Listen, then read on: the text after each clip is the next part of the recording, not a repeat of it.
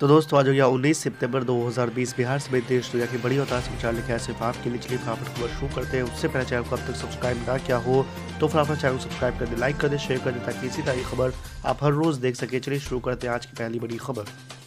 नए कृषि कानून को लेकर किसान संगठन और सरकार के बीच मंगलवार को होने वाली बैठक टाल दी गई है। कृषि मंत्रालय की ओर से दी गई जानकारी के मुताबिक किसान संगठनों और सरकार के बीच बैठक अब 19 जनवरी के बजाय 20 जनवरी को दोपहर 2 बजे विज्ञान भवन में होगी। सरकार और प्रदर्शनकारी 41 किसान संगठनों के प्रतिनिधियों के बीच मंगलवार दोपहर 12 बजे 10वें दौर की बातचीत प्रस्तावित थी। बता दें कि नए कृषि कानून को लेकर सरकार और किसान संगठन के बीच अभी तक 9 बार बातचीत हो चुकी है, लेकिन कोई हल नहीं निकल पाया है। ऐसे में कृषि कानूनों को लेकर सरकार और किसान संगठनों के बीच अगले दौर की बातचीत से पहले सरकार ने सोमवार को कहा है कि दोनों पक्ष मामले का जल्द समाधान चाहते हैं, लेकिन अलग विचारधारा के लोगों की संलिप्तता की वजह से इसमें देरी हो रही है। सरकार ने यह दावा किया है कि नए कृषि कानून किसानों के हित में है और कहा है कि जब भी कोई अच्छा कदम उठाया जाता है तो इसमें अड़चनें आती हैं। आज की दूसरी बड़ी खबर। पश्चिम बंगाल के मुख्यमंत्री और तृणमूल कांग्रेस सुप्रीमो ममता बनर्जी ने आगामी विधानसभा चुनाव में नंदीग्राम के विधानसभा सीट से चुनाव लड़ने का ऐलान किया है।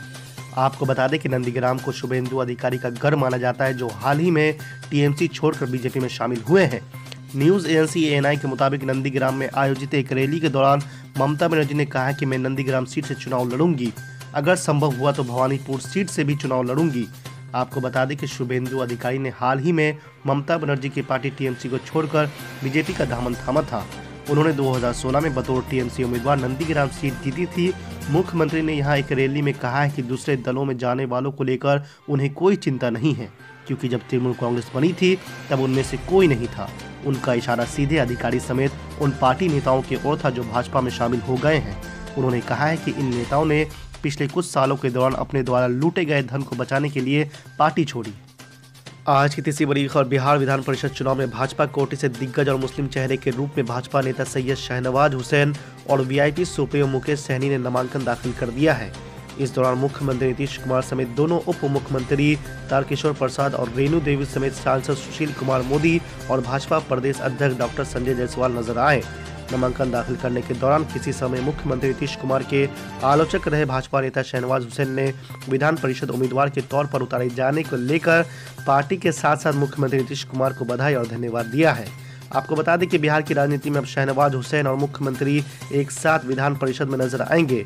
दोनों के संबंध कैसे रहेंगे ये आने वाला वक्त ही बताएगा, लेकिन आपको बता दें कि बीते 2 वर्षों के दौरान शाहनवाज हुसैन और नीतीश कुमार के संबंध बहुत अच्छे नहीं रहे हैं।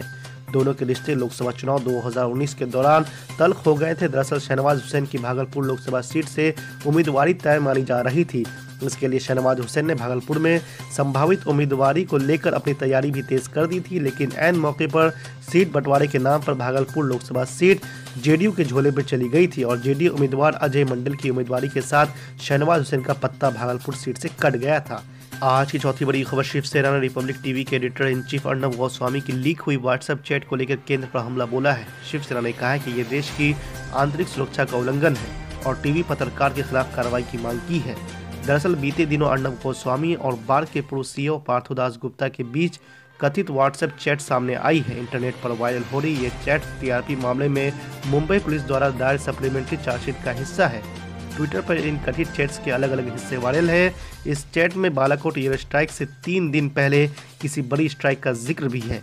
इन वायरल व्हाट्सएप चैट्स में अर्नब गोस्वामी 23 फरवरी 2019 को तत्कालीन बार्क के सीईओ से कहते हैं कि कुछ बड़ा होने वाला है, जिसके बाद जब उनसे कहा गया कि क्या ये दाऊद के बारे में है तो वो जवाब देते नहीं सर, पाकिस्तान, इस बार कुछ अहम होने जा रहा है। पार्थोदास गुप्ता अगले जवाब में स्ट्राइक का जिक्र करते हैं तो अर्नब कहते हैं कि नॉर्मल स्ट्राइक से बड़ी स्ट्राइक होने वाली है। आज की 5वीं बड़ी खबर। असदुद्दीन ओवैसी की पार्टी ऑल इंडिया मजलिस इत्तेहादुल मुस्लिमीन को महाराष्ट्र में बड़ी कामयाबी मिली है। जी आपको बता दें कि महाराष्ट्र के पंचायत चुनाव में मजलिस को तकरीबन 93 सीटों पर जीत मिली है। जी आपको बता दें कि ये जीत इसलिए भी अहम है कि ऑल इंडिया मजलिस इत्तेहादुल मुस्लिमीन पंचायत चुनाव से ही उभरी थी महाराष्ट्र के अंदर, और उसके बाद से 2 खासदार यानी कि 2 विधायक और उसके बाद 1 सांसद इम्तियाज जलील के रूप में मिला। जी आपको बता दें कि ऑल इंडिया मंच से इत्तेहादुल मुस्लिमीन बिहार विधानसभा चुनाव में 5 सीट जीतने के बाद जिस तरह से असदुद्दीन ओवैसी ने यह ऐलान किया था कि बंगाल और यूपी और गुजरात में भी चुनाव लड़ेंगे, जब कहीं ना कहीं ये सवाल खड़े उठ रहे थे कि एमआईएम कहीं ना कहीं वोट काट के बीजेपी को फ़ायदा पहुंचा रही है, लेकिन इस रिजल्ट आने के बाद सबको चौंका दिया है। तकरीबन 93 सीट पर महाराष्ट्र में कामयाबी मिली। नहीं करने जाए। अब 2 मुद्दे हैं। पहला मुद्दा है कि नीतीश कुमार जी से मेरा आग्रह है, यदि बिहार के अपराधियों को आप नेक्सस को खत्म करना चाहते हैं, मिटाना चाहते हैं, तो मेरा सीधा आग्रह है कि आपको शराब के द्वारा धन कमाए हुए व्यक्ति, जमीन के द्वारा धन कमाए हुए व्यक्ति, बालू के द्वारा धन कमाए हुए व्यक्ति, चाहे वो पॉलिटिशियन हो, चाहे वो माफिया हो, चाहे वो किसी भी तरह का तस्कर हो, उसकी पूरी संपत्ति की जांच 3 महीने के अंदर आप कराएं और उसकी ईडी से संपत्ति जब्त करें। जो लोगों के पास मोटरसाइकिल नहीं थे, साइकिल नहीं था, वो लोग आज करोड़पति और अरबपति हो गए। ये और वो ही लोग आज मेन इस बिहार के अपराध के जनक है, अपराध वही करवाते। इतने बड़े बड़े अपराध का कारण ही तस्कर है, ठेका है, और अपराधियों को पूरा संरक्षण प्राप्त है पॉलिटिशियन का, पदाधिकारी है, सारे लोग इसमें इन्वॉल्व हैं। मैं एक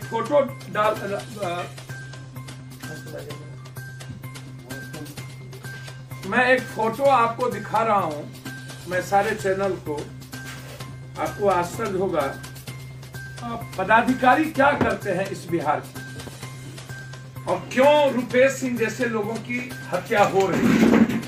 इसमें सारे क्रिमिनल को किस तरीके से डीएम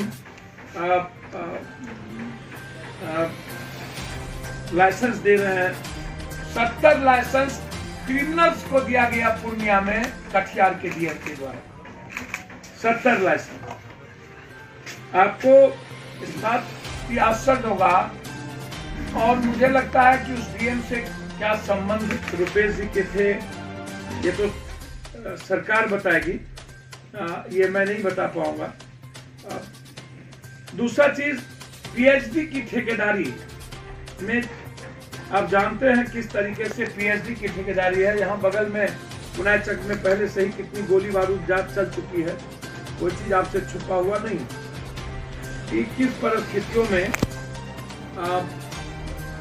क्या रुपेश सिंह जी की हत्या पीएचडी की ठेकेदारी के परसेंटेज भी इन्वॉल्व है, जिसमें कई बड़े आईएएस इन्वॉल्व हैं। क्या बिजली के ठेके में भी रुपेश सिंह जी का इन्वॉल्वेशन है, जिसमें अब यदि पदाधिकारियों को, अब जैसे ये पदाधिकारी हैं हमारे अमृत प्रत्येगी, अच्छा पदाधिकारी हैं, लेकिन यदि एक जगह रखिए सर एक जगह रखिए। यदि जैसे इसमें सोनिया एक जो डिस्चार्ज लड़की थी, एई के पोस्ट पर भी नहीं थी, नीचे पोस्ट पर थी। 5 लड़की आप देख लीजिए, ये 5 लड़कियों, ये देखिए 5 लड़कियां विदेश जाती हैं। जब पदाधिकारी 5 लड़कियां विदेश जाएंगी, तो आप इन चीजों को आप क्या करें, आप हमको आप बताइए कहां से ये तार है। मेरा सीधा है इसमें, ये तार कहां से, इसको आप, मैं एक पदाधिकारी की बात आपको बता रहा हूं, और कई सारी पदाधिकारी हैं जिसमें, ये देखिए कितना, अब एक बार आप ले लीजिए,